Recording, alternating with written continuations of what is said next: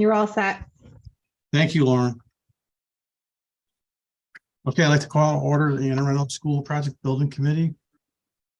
It is May 4th. It is 5:21. Lauren, would you do the roll call for us, please? Chairman Woods, Here. sorry.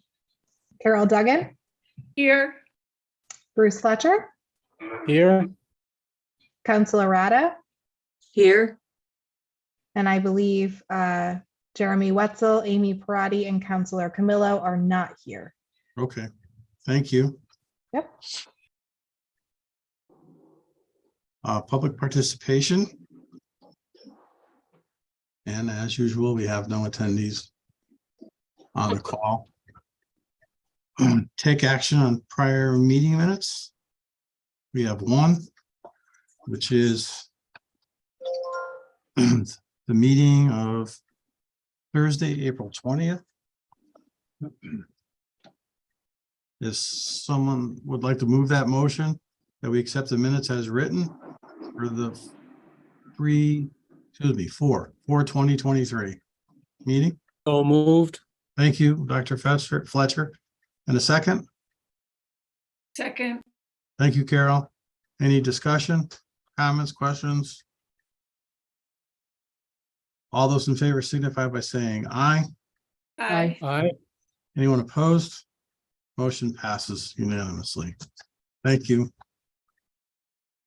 Take action on potential change orders. Rich.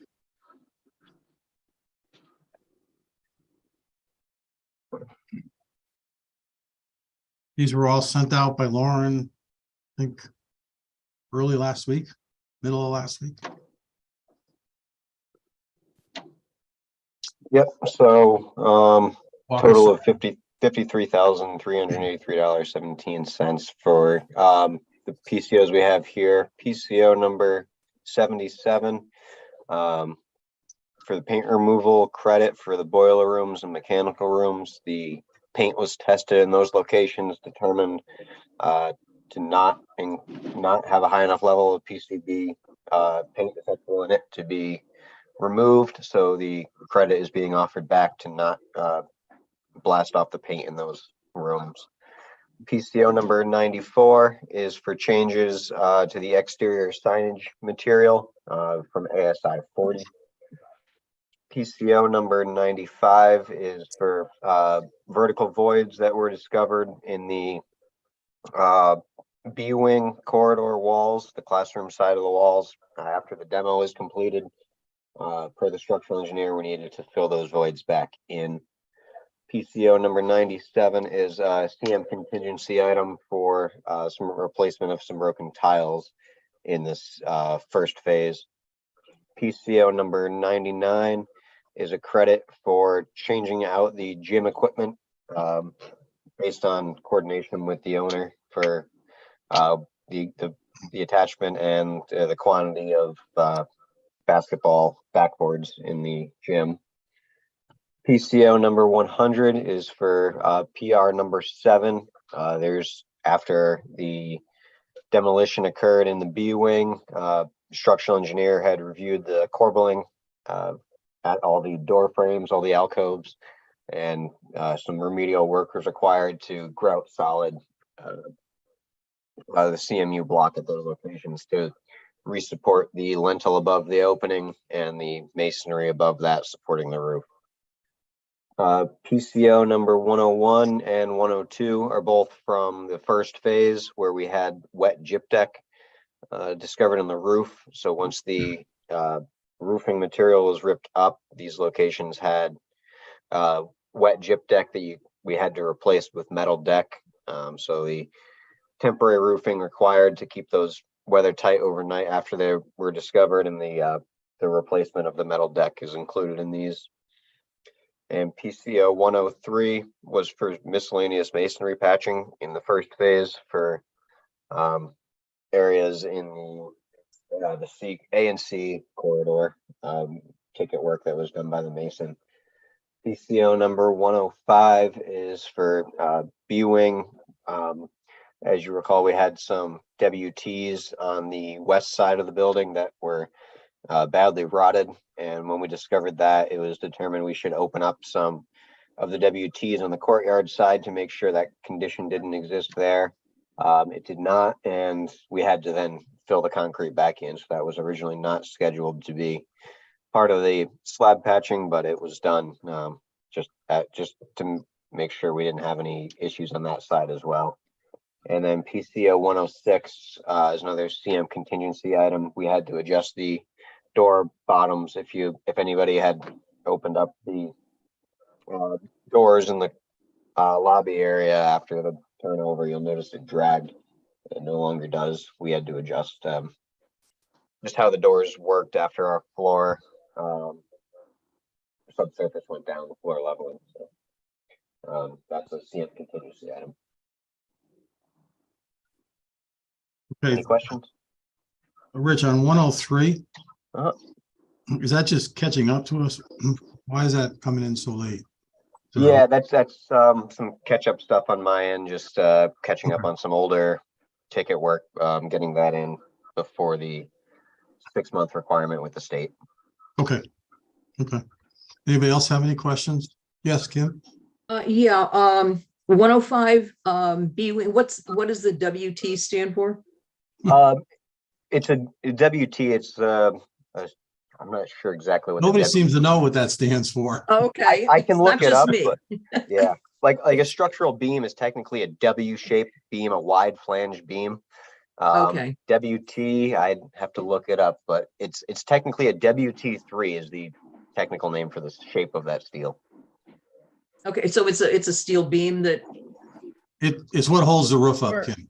Yeah. okay, all right, just, It's I a was T-shaped, curious. yeah, it's a T-shaped column that's holding the roof up, and they Yes. are like every 4 feet along the whole length of the B-wing.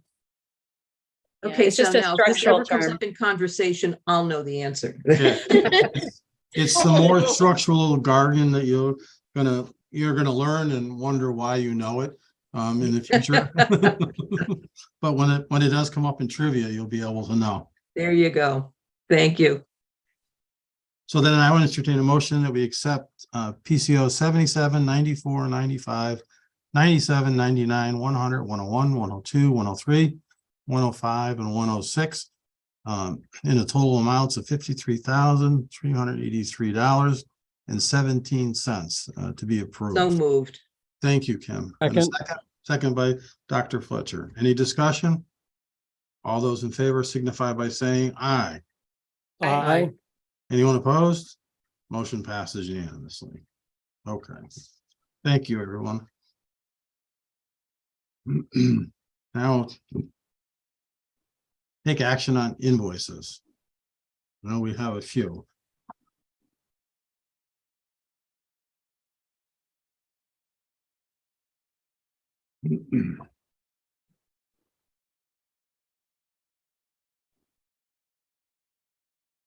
So this is kind of repetitive. We have a standing PO for our furniture, fixtures and equipment that we've approved in a relatively large sum of money. I don't remember the figure off the top of my head, but these are just the invoices that are going to back that up. So it's coming to us again. I don't really know if it needs to be here, but just to be safe, we should probably approve these 3 invoices.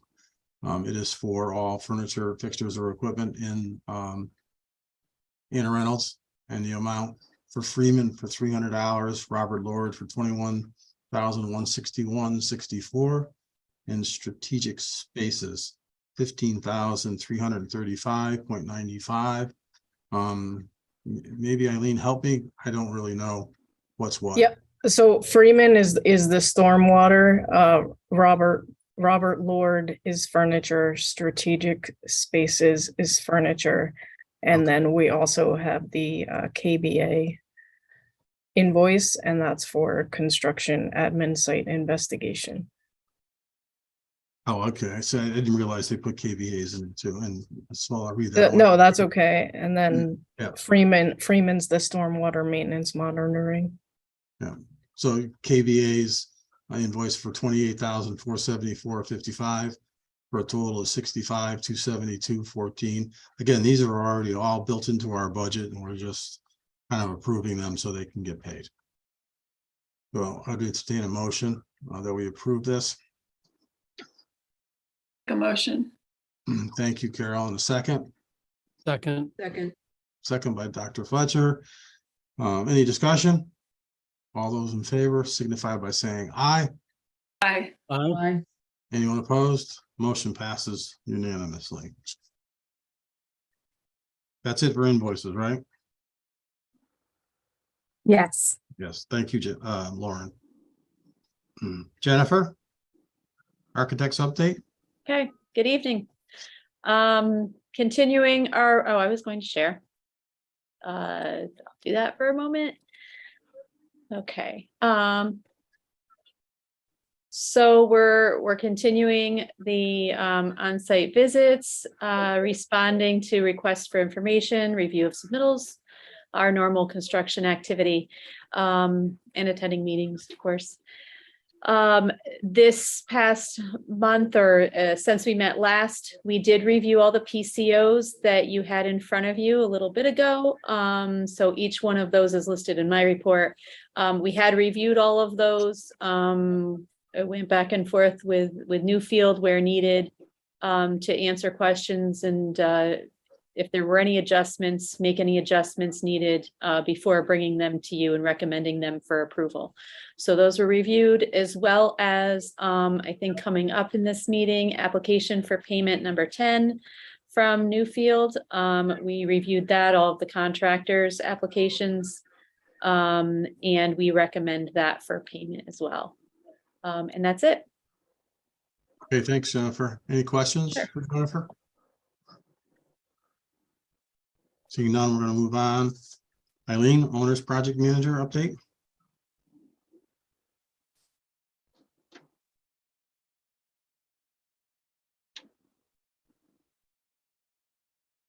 You're muted, Eileen. I'm hitting my headset.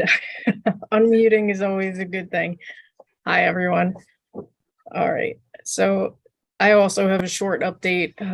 Basically, we're just still doing the team meetings, go out there a couple times a week, review possible issues or items that come up in the field and need resolution, review the PCOs and applications for payment. CSG also approves the PCOs that you just approved and the application for payment for Newfield that's coming up. We do have some FF&E. The rest of the items for wings A and C scheduled for Tuesday, May 9th, and also the completion of the punch list. And then in a couple weeks, we should have some additional quotes for you to approve. I had a fun meeting on site with Lou today, move meeting. We met with Dana. So we go over the planning and logistics for the next stages of summer work, abatement, move out, packing, storage, temporary arrangements. And we were trying to review some temporary arrangements for a couple months in the cafeteria area for food production. So that's about it. Anyone Okay. have any questions? Thank you, Eileen. All right, thank you. Any questions for Eileen? No, I don't see anybody's hand up. Going to move right on to construction managers update. Rich? One good thing, guys, if you haven't picked up on it yet, what I'm hearing is that it's quiet. There's no catastrophes this month. Again, I don't want to jinx it, but it's nice.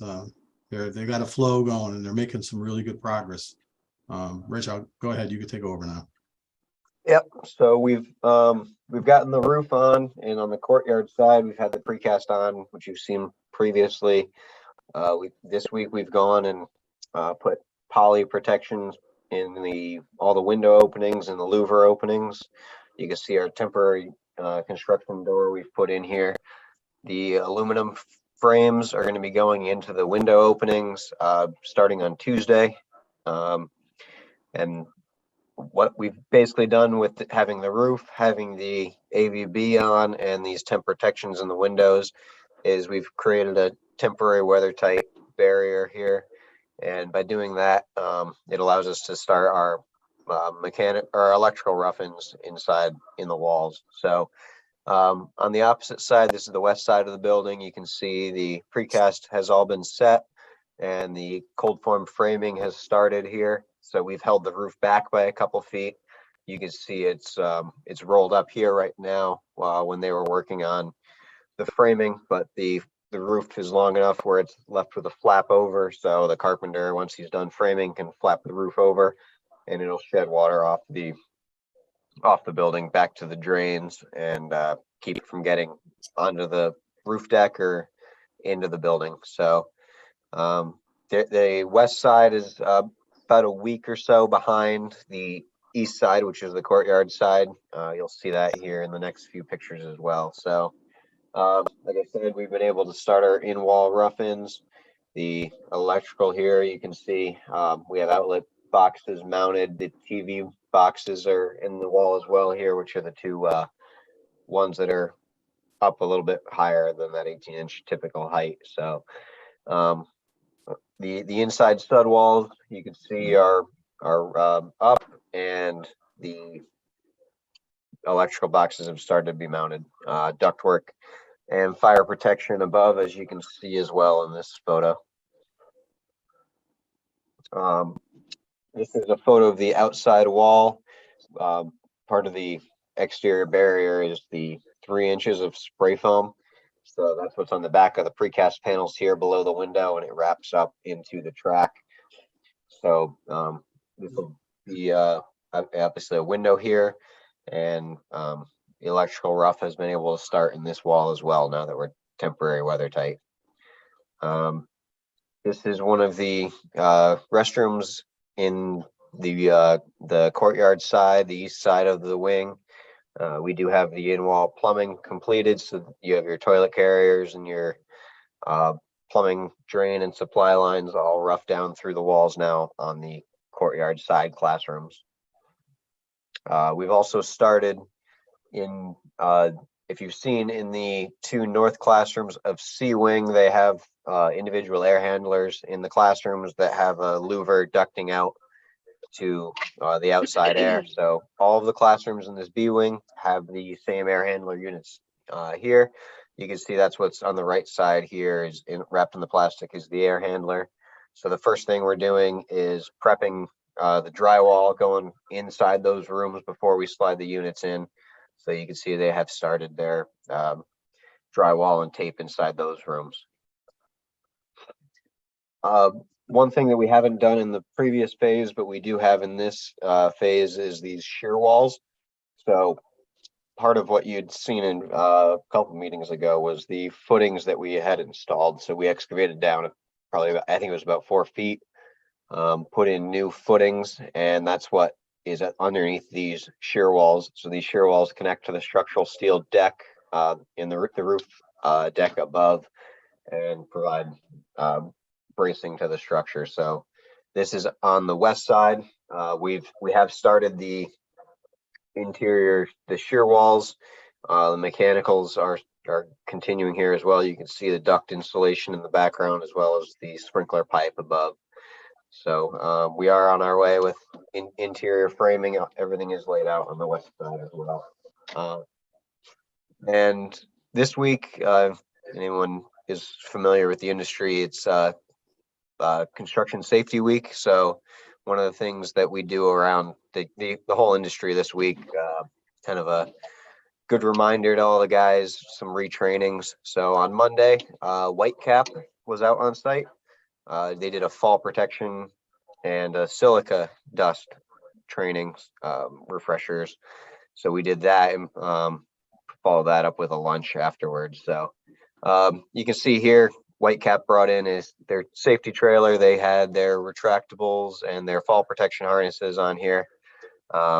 kind of went through with the guys, refresher on the proper use of their fall protection, their harnesses, their lanyards, their retractables, and just making sure everyone is up to date on all the OSHA procedures on that. So kind of one thing I wanted to highlight, we are obviously safety conscious on our job of what these guys are doing. So we do have different means and methods in place for fall protection. Roofers have slightly, if you've seen, we've had the roofers have been out there. They've been using the flagging system as well as safety monitors as one of their fall protection methods. The others obviously are the harnesses, which other trades will use as well. So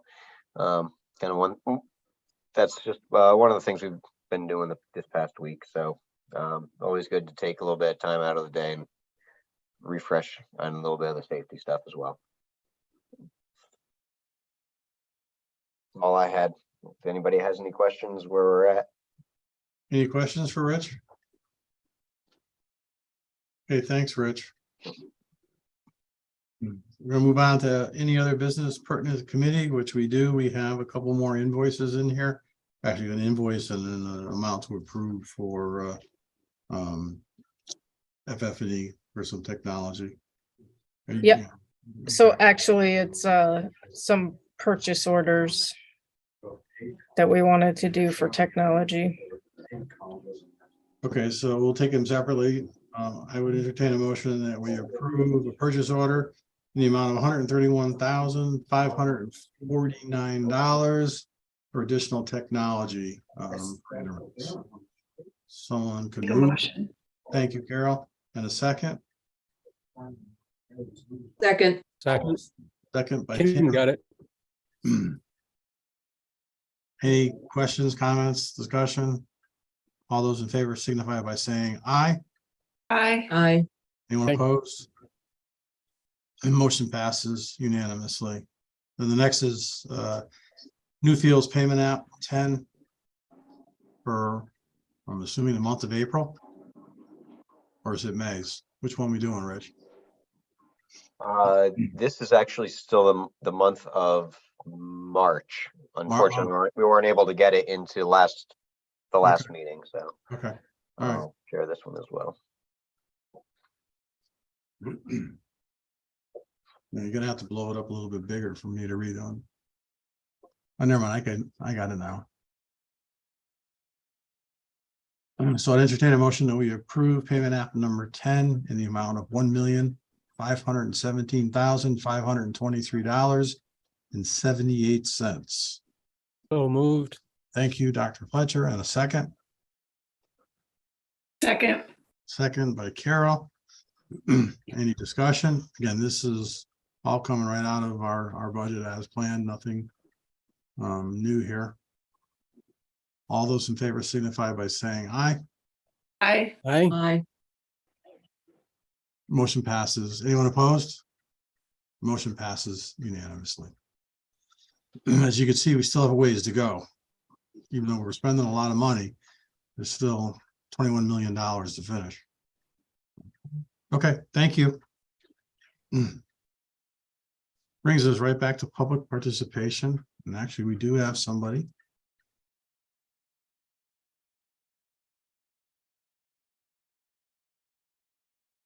Although I'm clicking on it, but I don't see anybody there. Try this again.